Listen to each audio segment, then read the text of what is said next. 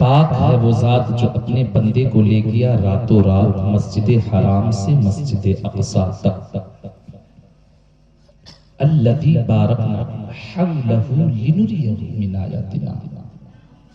مسجد حرام سے مسجد اقصی تک آقا کا سفر ہو رہا ہے، قرآن کہہ رہا ہے الذی بارکنا حولہ، اللہ تبارک و تعالی نے اس کے ارد گرد، مسجد حرام مسجد اقصی کا ذکر ہو رہا ہے، اللہ فرما رہا ہے اس کے ارد گرد اللہ نے برکتیں ڈال رکھی ہے، لنریہ من آیاتنا، کیوں ڈالی ہے؟ تاکہ اپنے محبوب بندے کو اپنی نشانیاں دکھا سکے، انہ هو السمیع البصیر، بے شک اللہ سننے والا ہے، نظر رحمت فرمانے والا ہے۔ یہ قرآن عظیم کی صرف آیت کا ترجمہ آپ نے سنا۔ ایک بات یاد رکھیں، بہت سارے ایسے لوگ ہم میں موجود ہوتے ہیں ہمارے معاشرے میں، ہمارے سماج میں، کہ ایک طبقہ ہے جو معراج کا انکار کرتا ہوا نظر آتا ہے، لیکن الحمدللہ ہم لوگ معراج کو ماننے والوں میں سے ہیں۔ ورنہ میں آپ کو ایک جملہ بتا دوں، علماء کرام یہاں بیٹھے ہیں، اسرا کا معنی ہوتا ہے رات میں جگتی آنکھوں سے سفر کرنا، مچل کر بولتے سبحان اللہ۔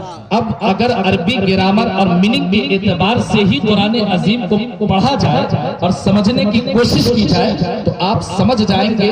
کچھ لوگ کہتے ہیں میرے آقا کو معراج خواب میں ہوئی، آپ نے خواب میں جنت و جہنم کی زیارت کی، آپ نے ان تمام چیزوں کا مشاہدہ، پہلے آسمان سے لے کر 7ویں آسمان تک جتنے نبیوں سے آپ کی ملاقات ہوئی وہ خواب میں ہوا تھا، لیکن قسم خدا کی جو ایسی باتیں کرتے ہیں نہ تو وہ قرآن عظیم پڑھنا جانتے ہیں، نہ قرآن عظیم سمجھنا جانتے ہیں، اور نہ ہی انہیں کسی گرامر سے واقفیت ہے۔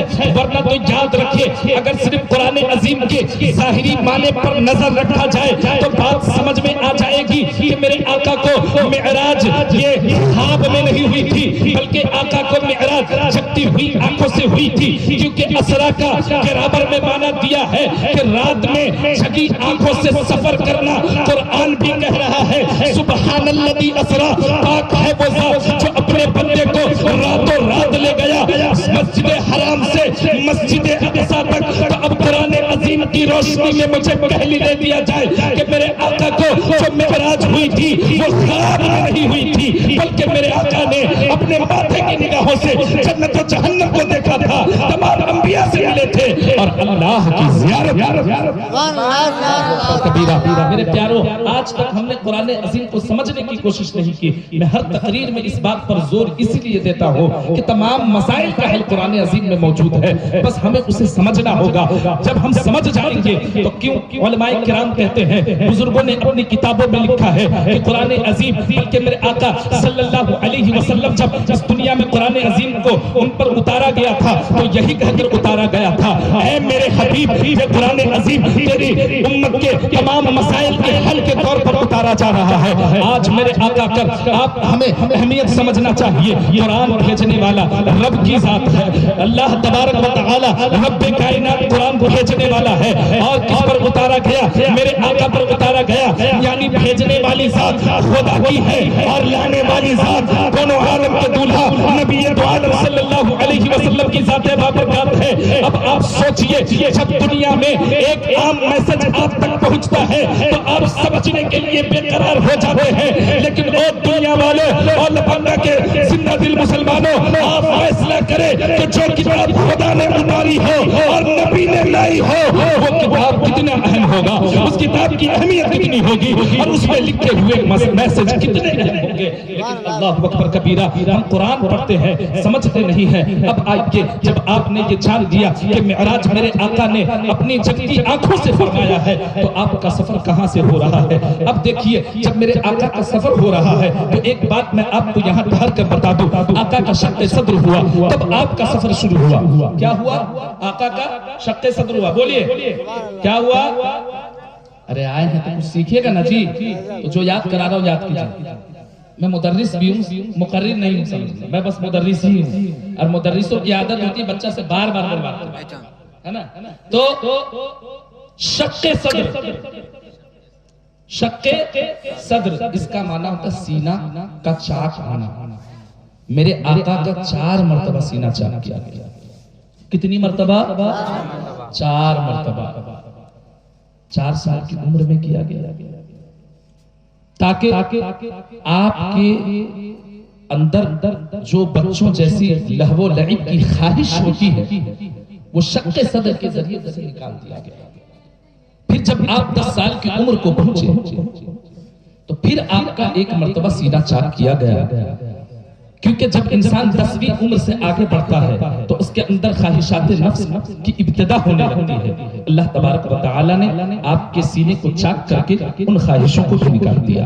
پھر میرے آقا صلی اللہ علیہ وسلم کا 3ری مرتبہ سینہ شق اس وقت کیا گیا جب آپ کے سینہ مبارک پر قرآن عظیم کی آیت کریمہ اتاری جا رہی تھی. میں نے بتایا تھا اس سے پہلے یہی کہیں پر جلسہ ہوا تھا تو کہ لو انزلنا هذا القرآن على جبل لرأيته خاشعا متصدعا من خشية الله.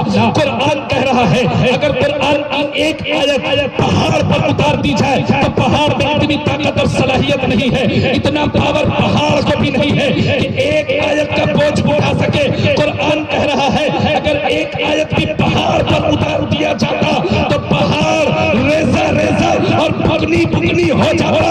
لیکن قربان چاہیے میرے پیارے مسلمانوں, آقا کے سینہ مبارک پر پورا 300 پارہ اترا لیکن آقا مبارک کو کچھ نہیں ہوا. سبحان اللہ, اللہ اکبر کبیرہ. میرے آقا صلی اللہ علیہ وسلم کو جب وحی ہو رہی تھی تو وحی سے پہلے آپ کا سینہ مبارک چاک کر کے آپ کے سینہ مبارک میں نور کو بھر دیا گیا تاکہ وحی جو نازل ہو تو آپ اسے برداشت کر سکیں, ہے نا.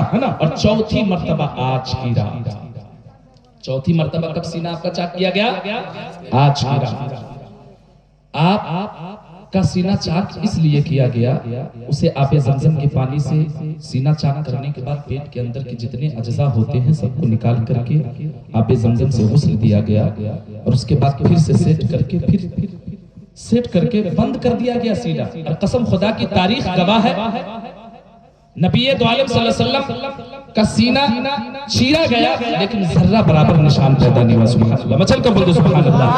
شق صدر کا واقعہ سن کر انگریزوں نے اسے پڑھ کر اپنی ریسرچ کو یہاں تک پہنچایا کہ ایک انسان کا سینہ چیرنے کے بعد